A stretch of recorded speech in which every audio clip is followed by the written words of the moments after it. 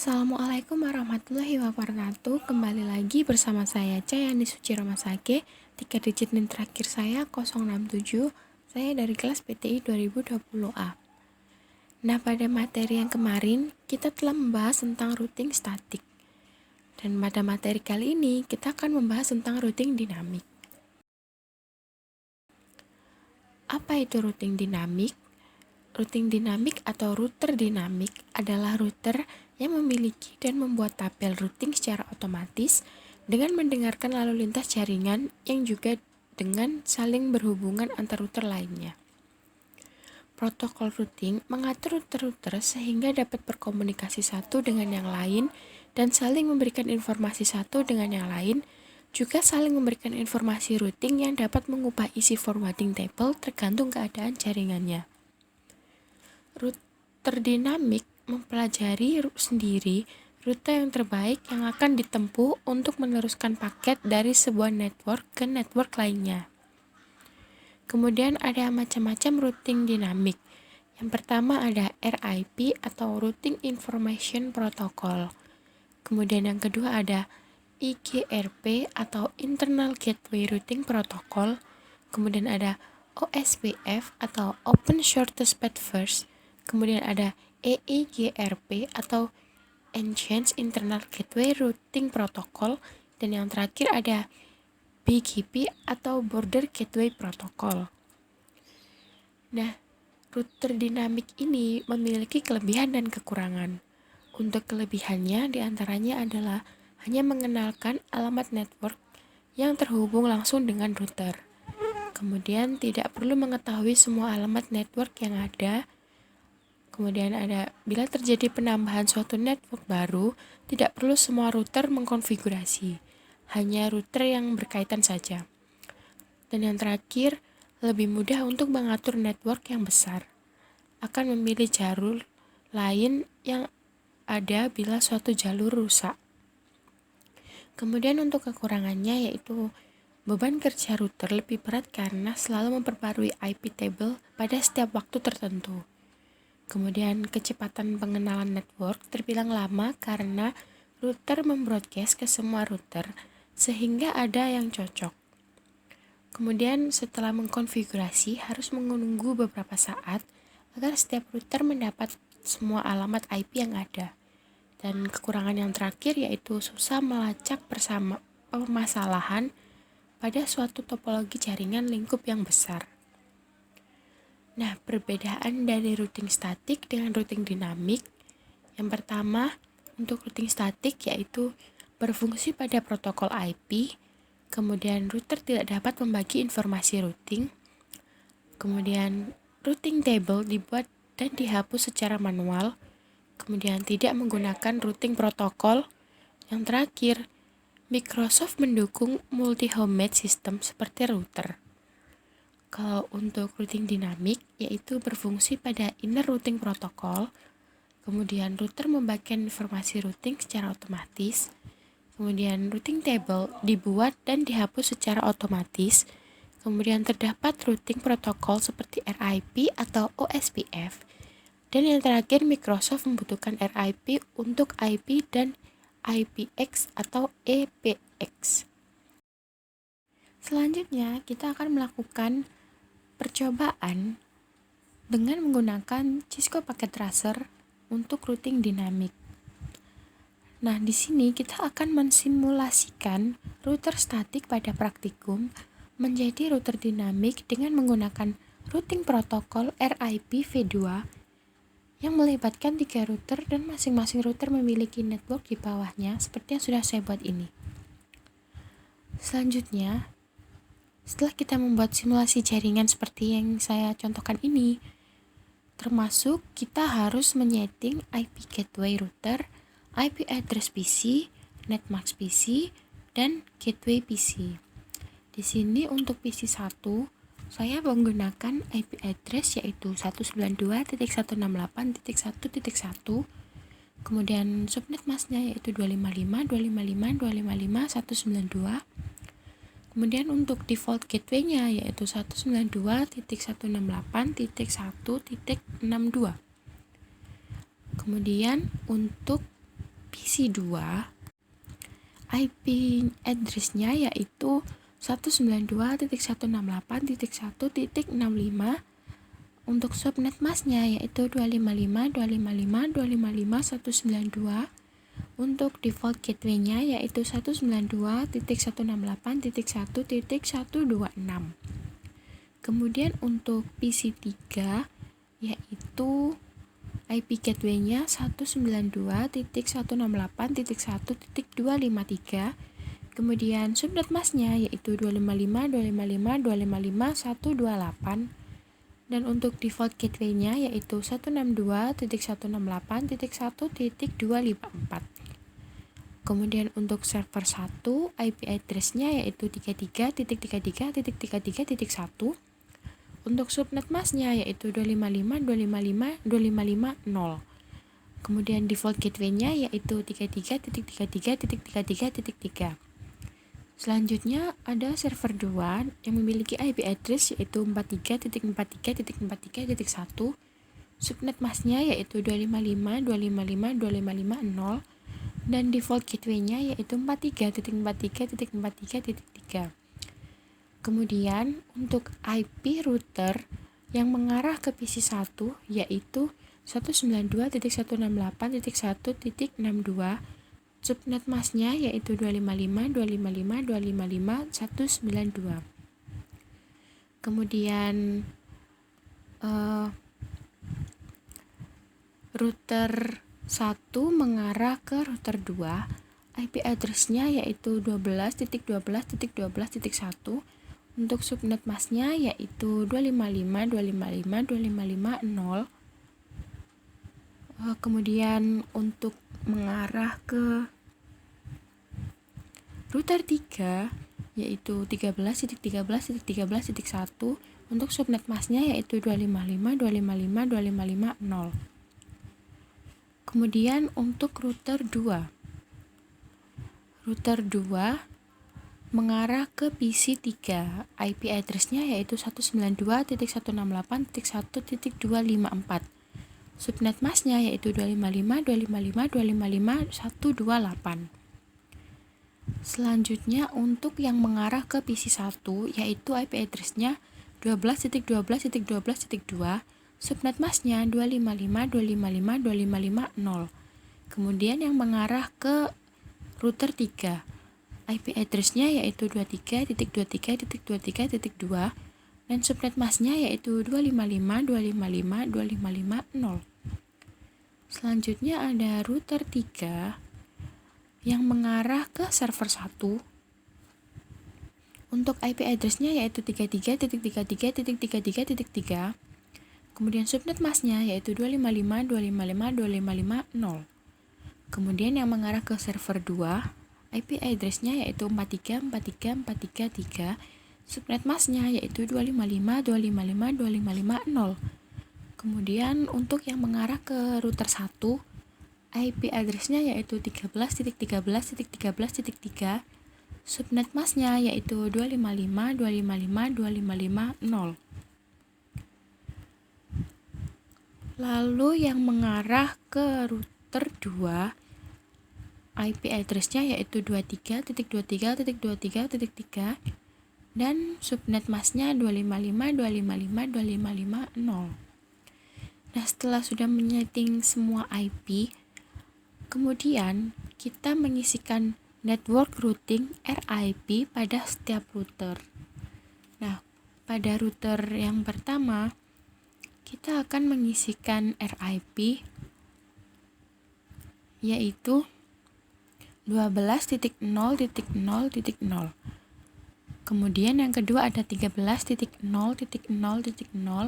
dan yang ketiga ada 192.168.1.0. Kemudian untuk network routing RIP pada router 2, kita mengisikan 12.0.0.0, kemudian ada 23.0.0.0 dan yang terakhir ada 192.168.1.0. Dan yang terakhir untuk routing RIP router 3 yaitu ada 13.0.0.0, kemudian ada 23.0.0.0, dan kemudian ada 33.0.0.0, dan yang terakhir ada 43.0.0.0. Setelah selesai menambahkan network routing RIP, kita menambahkan perintah pada tab CLI atau CLI pada setiap masing-masing router, yaitu dengan memasukkan kode router kurung buka kurung tutup, yaitu yang diisi dengan config router, kemudian pagar no auto summary. Kemudian kita isikan lagi, yaitu router kurung buka kurung tutup dengan isi config router, kemudian pagar version 2. Nah, agar supaya konfigurasi kita tersimpan, maka kita harus menyimpan settingan masing-masing router tersebut dengan masuk ke menu tab, kemudian config, kemudian global, kemudian setting, dan kita simpan atau kita save. Nah, untuk merestart dan loading seluruh konfigurasi device, maka kita tekan tombol power cycles device atau bisa menggunakan keyboard dengan menekan Alt plus S, huruf S. Nah, untuk menampilkan tabel routing pada masing-masing router, kita dapat memasukkan perintah pada CLI router, yaitu show IP route. Nah, sehingga kemudian akan menampilkan hasil tabel routing seperti yang sudah saya buat ini. Nah, kemudian pindahkan ke mode simulasi atau kita ganti ke mode simulasi, lalu kita membuat skenario seperti berikut. Oh iya, jangan lupa kita untuk mengedit filter event listnya dengan hanya menggunakan IPv4 dan ICMP. Nah, untuk percobaan yang pertama, kita akan mengirimkan paket simple PDU dari PC1 ke PC2. Dan kemudian kita amati bagaimana jalannya PDU ICMP-nya.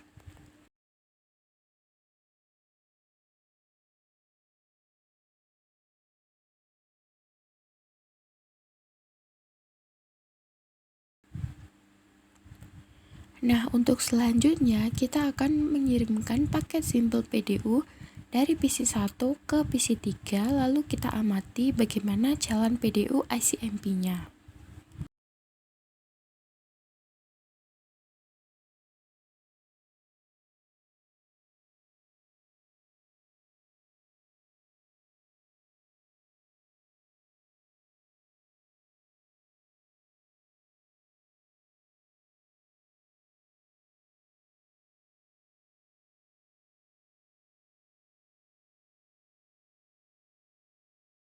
Kemudian kita akan mengirim paket simple PDU dari PC1 ke server 1, lalu amati jalan PDU ICMP-nya.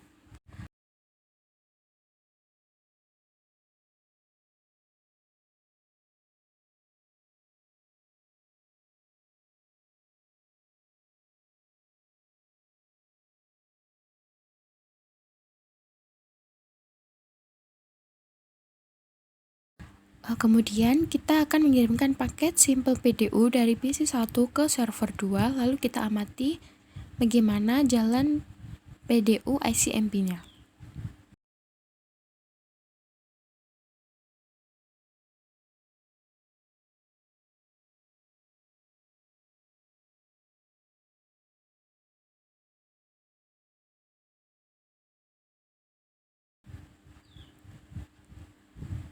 Kemudian kita akan mengirimkan paket simple PDU dari PC3 ke PC1, lalu amati jalan PDU ICMP-nya.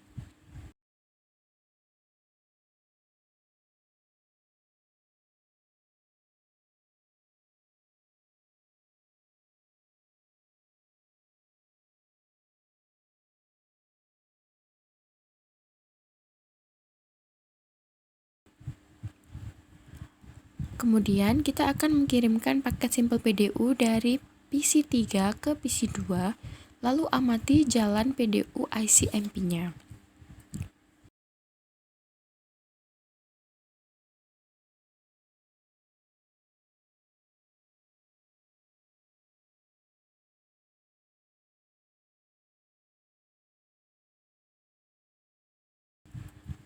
Kemudian kita akan mengirimkan paket Simple PDU dari PC 3 ke server 1, lalu amati jalan PDU ICMP-nya.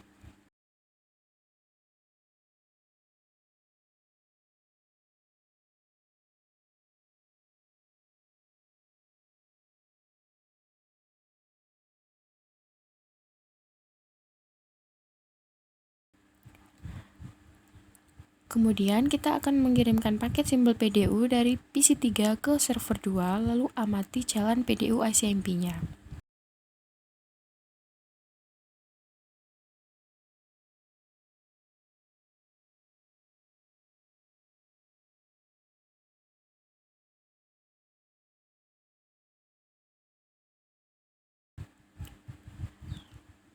Lanjut, kita kirimkan paket Simple PDU dari server 1 ke server 2, lalu amati jalan PDU ICMP-nya.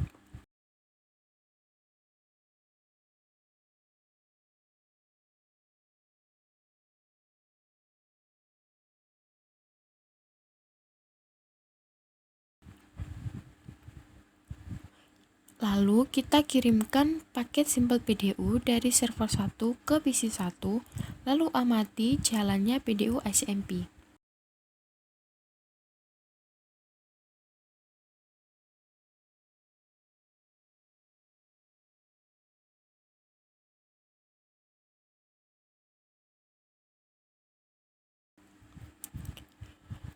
Selanjutnya, kita akan mengirimkan paket Simple PDU dari server 1 ke PC 2, lalu amati bagaimana jalan ICMP-nya.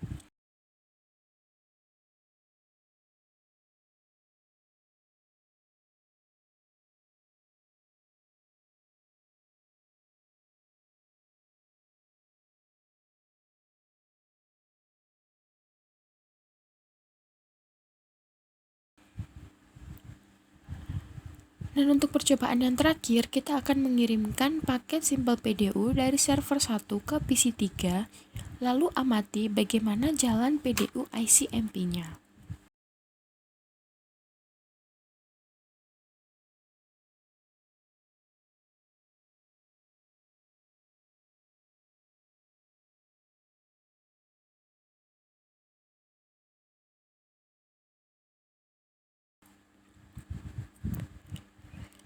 Setelah selesai membuat simulasi pada poin-poin yang sebelumnya, kita kembalikan ke mode real time.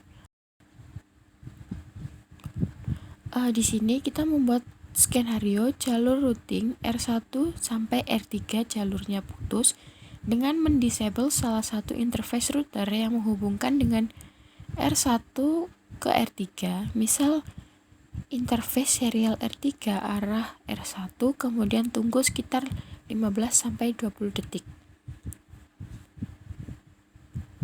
Dan mari kita melakukan tracing untuk melakukan pengetesan pada poin yang sebelumnya.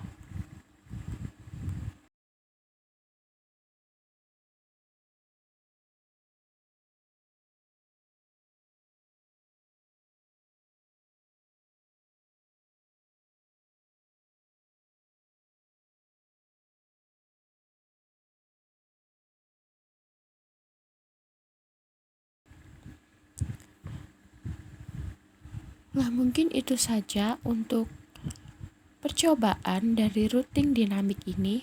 Mohon maaf jika saya banyak salah kata. Terima kasih sudah menonton video ini sampai habis. Semoga hari Anda menyenangkan. Sampai bertemu kembali di materi-materi yang selanjutnya. See you next time. Bye-bye.